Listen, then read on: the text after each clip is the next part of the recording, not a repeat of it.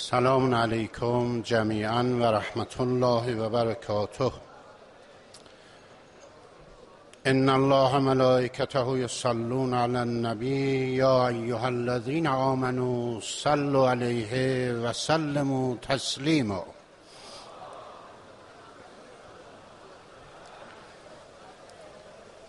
اعوذ بالله من الشیطان الرجیم. بسم الله الرحمن الرحیم. رب ادخلنی مدخل صدق و اخرجنی مخرج صدق و جعل لی من لدنک سلطانا نصیرا. مبارک باد این ایام خجسته و میمون و با برکت، ایامی که تماما سرور است و شادمانی بودن هست بر موضع قرآن و فرستاده مکرم خداوندی، راهی که تماما روشنایی است و مهر است و مهربانی و صلح و دوستی، ماه اخلاق است و تکاملش، آنچه که پیامبر مکرم بر او موضع اصرار ورزید. خلق عظیم شد رسول اخلاق، خلق عظیم شد رسول اخلاق، بر خلق خوشش ز صدق و ایمان صلوات.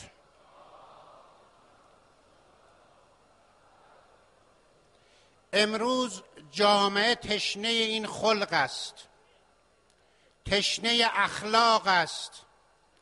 اخلاق در اوجش آسیب خورده است و ماییم که بر این راهیم، راهی که پیامبر امین بر او جای گرفت تا نجات بخش بشریت باشد، نجات بخش انسانیت باشد، نه صرفاً نجات بخش مسلم. او اذان انسانیت است، اذان بشریت است و برای نجات همه آمده است. دایره نگاه به بعثت، دایره نگاه به قلم بر دست رسول بعثت باید قلمی باشد که تمام جهانیان را و تمام بشر را مخاطب خویش قرار دهد. بشری که تشنه است، تشنه آب زلال است، آب زلالی که قرآن میتواند به گستره جهان بر افکار انسانیان جاری کند. امروز روز قلم است، روز قلم منور به نور قرآن، منور به نور رحمت و منور به نقش بهترین بشر، بهترین مخلوق خداوندی که اسوه است، الگوست، بی نظیر است، همونطوری که بعثت از ازل تا ابد بی نظیر است. و ما وقتی بر این باوریم، وقتی بر این اعتقادیم، بعثت امروز راه نجات است. اگر تلاش نکنیم بر بودن بر این طریق، گرد و غبار می نشیند، آتش افروزی وسعت پیدا می کند و نقش‌های همه را خدشه بر او می نشاند. بهترین راه و بهترین بخش بازگشت به فلسفه و شأن نزول قرآن که راه نجات بشریت است. در بودن بر قدرت، توأم بر اصرار بر تضییع حق و جنگ افروزی امروز مشی صاحبان قدرت سوء است، نه قدرتی که نجات بخش بشریت باشد و تسهیلگر بودن بر مسیر رفاه و زیست قشنگ و حاکمیت قرآن و روحیه مسالمت آمیز برای زندگی با هم و بودن همه برای هم. مگر نمی فرماید به خداوندی خدا قسم، هر آنچه را که برای خود دوست می‌داری، اگر از دیگران دریغ بداری، از دایره اسلام و انسانیت خارج گشته ای. این است منطق پیامبر اسلام، این است نگاه پیامبری که رحمتون للعالمین است، برای عالم است، برای دو عالم است. او شفیع است و شفاعت کننده.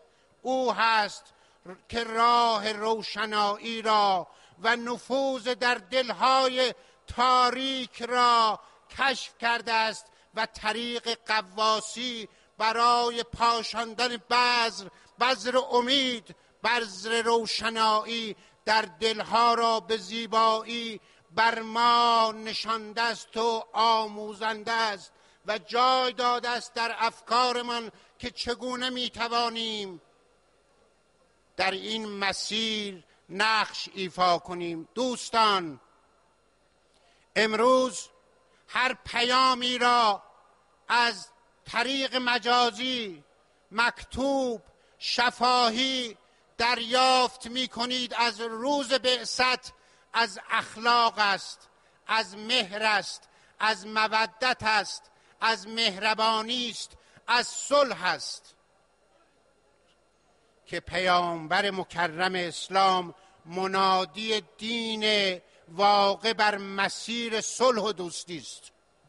چرا امروز این همه خشم، این همه خشونت، چرا این همه تنگ نظری در نوع نگاه به حق انسانی، این همه انگ و ترویج افتراها و تهمتها و انگها و ناسزاها بر هم، تا شاید بتوانیم دین رسول حق را و دامنه پرتو این حرکت بعثتی را تنگ کنیم؟ چه شده است امروز که در جهان مسلمانان را در تقابل با هم قرار دادند و به راحتی از جان هم می‌گذرند و در می‌نوردند حق بشریت و انسانیتی که به خصوص عشق می‌ورزد و عاشقی می‌کند با پیامبر خویش؟ چه شده است امروز؟ چرا اجازه دهیم با وسعت این همه عالمی که بر علمش ایمان دارد، بر راهش قوی است، استوار است، محکم است و میداند که زلال ترین راه، صحیح ترین راه، با سعادت و با عزتمندترین راه خداست که رسولش منادی بر حق آن است و او عامل به تبیین این راه بوده است و به زیبایی آنگونه که از طریق وحی بر وجودش حک گردید، بر زبانش جاری شد تا بنشیند بر نگاه ما که بتوانیم صیانت کنیم، پاس بداریم این راه را. این راه همونطوری که حضرت آیت الله سلیمانی به درستی به آن اشاره کردند، راه تنها در این است که از خرد مباحث بگذریم و بر شأن و رسالت پیامبر باقی بمانیم تا شاید بتوانیم نقشی را به درستی در این طریق با بودن بر اسلام ناب، نه اسلام آلوده بر قدرت، نه اسلام آلوده بر زر و زور و تزویر، راه را برای بودن انسانها بر طریق روشنایی توأم با اطمینان به نجات از این دنیا و به امید به بهره‌مندی از نعمات آخرت واقع بگردانیم. این راه طریقش عبور از اختلافات خرد است و بودن بر رسالت پیامبری است. حضرت آیت الله سلیمانی پیشنهاد زیبایی را مطرح کردند خدمت جناب آقای مولوی عبدالحمید عرض کردم این پیشنهاد را جدی بگیرید. شایسته شما علماست، شما بزرگان دین است، شما نقش آفرینان است، شما گروهی است که مرجعیت بر عهده دارید به نمایندگی از سوی پیامبر مکرم اسلام، که نگذارید غباری بنشیند، دلها تیره گردد به هم و تنگ نظری حاکم گردد. وسعت نگاه خداوندی که در قرآن جاری گشتش بر انسان را بیایید جاری کنید. جاری کردنش این است که با هم متحد شویم. این صفا، این صلح، این دوستی، این جمع و جماعت چه زیباست. بیایید زیبایی ها را پاس بداریم و سیستان و بلوچستان به مرکزیت زاهدان، به محوریت نقش آفرینان علمای تسنن و تشیع، با محوریت حضرت آیت الله سلیمانی و جناب آقای مولوی عبدالحمید و بزرگوارانی چون مولوی عبدالرحمن و ائمه جمعه و جماعت شیعه و سنی، بیایید به معنای واقعی نه لسانی غیر السنتکم، بیایید از در عمل نشان دهیم که ما اختلاف ممکن است داشته باشیم که بدون اختلاف پویایی حاصل نمی شود، بدون اختلاف پیشرفت حاصل نمی شود. اختلاف حاصل از دانایی، اختلاف حاصل از خرد، اختلاف حاصل از قواسی در دین، اختلاف حاصل از بودن بر موضع کشف علمی جهت کمک به طریق درست و استقرار بر موضع انسانی که نقش او بر کام بنشیند و راه سعادت را مستعد سازد. این اختلاف ارزشمند است و برای کشف است و برای بودن در کنار هم هست که تکامل بخشیم دید هم را، نگاه هم را و راه را قوت دهیم. این شایستگی جناب آقای مولوی عبدالحمید در این استان حاصل است و این استان استانی است با بودن بر موضع دین، با بودن بر موضع مذهبی، چه اهل سنتش چه تشیعش، روی کرد دینیش روی کرد ارزشمندی است و این دین است که ضامن سلامت است، وحدت است، امنیت است و پیشرفت است. بهترین راه همین است. انشالله که پرچم به دست باشید و بر همه اهل سنت ایران و تشیع ایران در نگاه آغاز چون صفهای واحد انقلاب دوران دفاع مقدس در روزهای دهه فجر صفهامان را واحد کنیم. هر ماه یک نماز با هم اقامه کردن راه را بر بذر نفاق، خشونت، کینه‌ورزی، گسست، اختلاف میبندد و با عامل به رویش بودن و ما شدن خواهد شد. پیامبر نقشش ما کردن بود و شما کردن بود، نه من بودن و بر من بودن، باقی بودن و اصرار ورزیدن. این نقش و نگاه آیت الله سلیمانی همونطوری که جناب آقای عبدالحمید فرمودن نشان از روی کرد بلند، آینده نگرانه و پیشبینی و برآورد کننده است که راه را پرهزینه خواهد کرد برای دشمن. اگر بر این باوریم که امروز طریق بودن در مقابل دشمنانی که امروز مسلمانان را در مقابل هم آرایش دادند، در همین هست تردید در این مطمئناً نابخشودنی است. نکنیم کاری که روز قیامت شاکی اول از ما قرآن باشد، پیامبر باشد، چون عالم نقشش روشنگری است، عالم راهش پرتو افکنی است برای استقرار و هدایت همگان در طریقی که میتواند ضامن وحدت باشد برای امنیت. اما چون جمع علماست و امروز روز تکریم به دانش آموختگان در حوزه دین است که همین نقش هم انتظار است دانشگاهیان، رؤسای دانشگاه‌های استان، چه علوم پزشکی چه دانشگاه‌های دیگر فنی و انسانی، از همین راه تأسیس کنند و تکریم به علم را، تکریم به دانش را،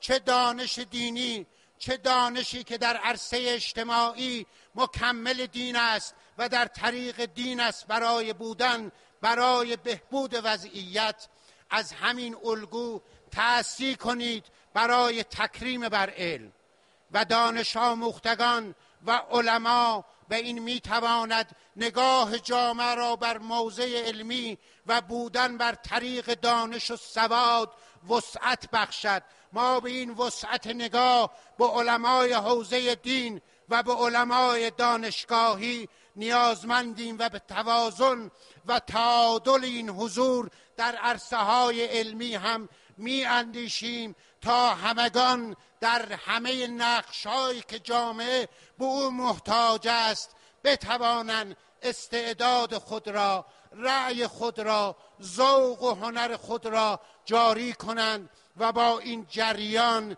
جامعه جریانش قوت خواهد گرفت و در طریق قدرتی که لازمه موضعی است برای بودن در مقابل آنانی که به اسلام آمریکایی روی آوردند تا راه را بر رشد و نمو و رویش و پیشرفت اسلام ناب مسدود کنند. اجازه دهید یک استفاده ایم ببرم در محضرتان جناب آقای مولوی عبدالحمید، علمای بزرگوار و حضار گرامی.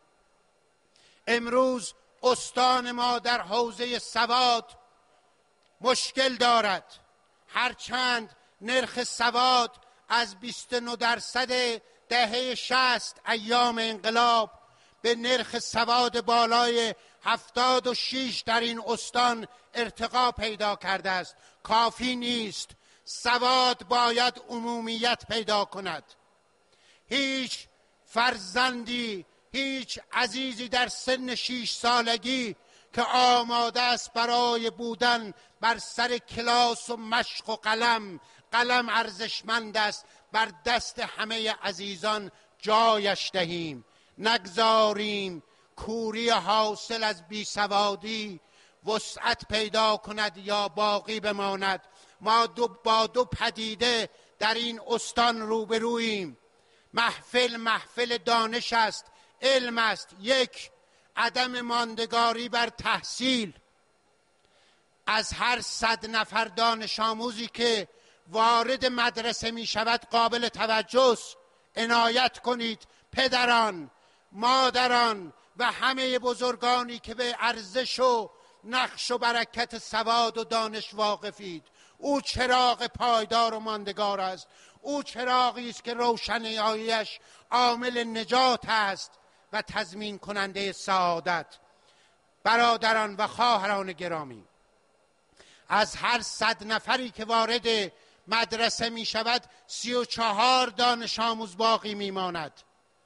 66 دانش آموز از مدار تحصیل فاصله می گیرند. این یک زنگ خطری است در این مکان مقدس و علمی و در این محفلی که همه علما حاضرند. عرضه می دارم که بنده تکلیف خودم را بخشی عمل کرده باشم، هرچند تکالیفی بر دوشم هست و سنگینی می نماید و امیدم به نقش یکایک شماست که هر 4 نفر در این استان اراده خود را جمع کند می تواند دست یک بی سواد را بگیرد و ظرف 4 سال در همین محفل آقای عبدالحمید، بزرگواران حاضر در این جمع، در همین محفل جشن با سوادی استان را، سرور بودن بر موضع دانش را، آهنگش را به صدا در بیاریم و شادی و بودن همه بر طریق دانستن را که راهی است برای دفاع از حق و حقوق انسانی عمومیت بخشیم و در این محفل سروری به پا کنیم در مسیر این که همه را توانستیم به مسیر دانش و کلاس سوق بدیم. دومین نگرانی و دغدغه استانی من این است دوستان، ما سال گذشته وقتی متوجه شدیم تعداد بازماندگان از تحصیل، یعنی افرادی به گروه سن 6 الی 9 سال میرسند، 200,000 نفر است در این استان. این روند دوامش آسیب است، یعنی پدران و مادران به حقوق بچه خیش به درستی توأم به ضرورت فردا آگاه نیستند و این آگاهی را به نیابت من و شما موظفیم ایفای نقش کنیم.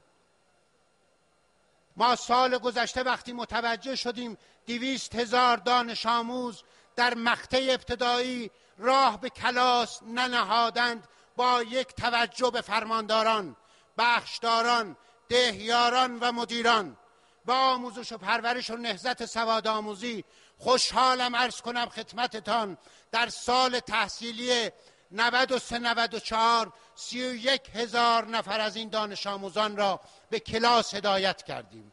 این یک توفیق بزرگی بود.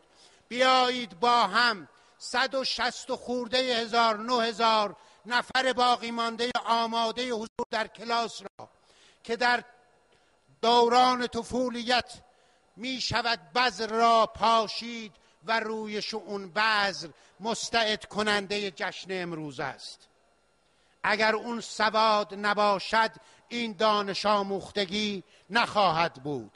بیایید در دوران سنینی که مستعدن برای رویاندن دستگیر باشیم و این 169,000 را با یک بسیج در مسیر بعثت، در مسیر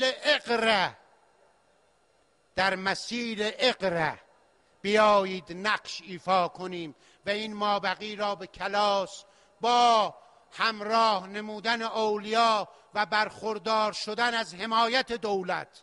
من اینجا بر شما قول میدم هر فرزندی به دلیل عدم تمکن قادر به حضور در کلاس نباشد حمایت مالیش خواهم کرد و این وظیفه دولت است تا بتواند فرصت را برابر برای همه شکل بدهد و تکمیل این کارم این است از تریبون مقدس کمک بگیرید که هیچ فرزندی از این تاریخ به بعد از سواد فاصله نگیرد و به این آمار 169,000 نفر اضافه نگردد. این عین تکریم بر دین است، عین سوق دادن مردم به مأنوس شدن با قرآن است. اگر سواد نباشد فقط نگاه بر آیات قرآن باقی خواهد ماند بدون تدبر، هرچند اون هم ارزش دارد و ثواب است. ولی بیایید مردمان را در طریق تدبر قرآنی و بودن بر مسیر بعثت قرآنی یاری بدهیم تا خداوند از من و شما راضی باد و برکت این اجتماعات بزرگ را بر ما ضامن گردد. این اجتماعات را قدر بدانیم که حاصل آرامش است، امنیت است و این دو عنصر بر ما این فرصت را داده است که با اطمینان بهتان عرضه می دارم که استان در مسیر تفاوت واقع شده است و فردایش بدون شک در اینجا با شما عهد می بندم و فردایش بدون شک در اینجا با شما عهد می بندم و بر این عهدم به یاری خداوند و مشارکت شما باقیم که این استان اوج خواهد گرفت. اوج گرفتنش در گروه دانش هست و دانش هست و دانش، انشالله دانش در همه گسترش بر امورات ما به زیبایی خودش نقش بندد تا بتوانیم زیبا نقش حاصل از مدیریت را بر زندگی همه مردمان جاری کنیم. جا دارد از نقش آفرینی جناب آقای مولوی عبدالحمید و دستاندرکاران این اجتماع ارزشمند فرهنگی برگرفته از نگاه اعتقادی تشکر کنم. امیدوارم که برکت این نشست‌ها در طریق سعادت و بودن بر عزت بر همه محافل جاری باد، به برکت صلوات بر محمد و آل محمد.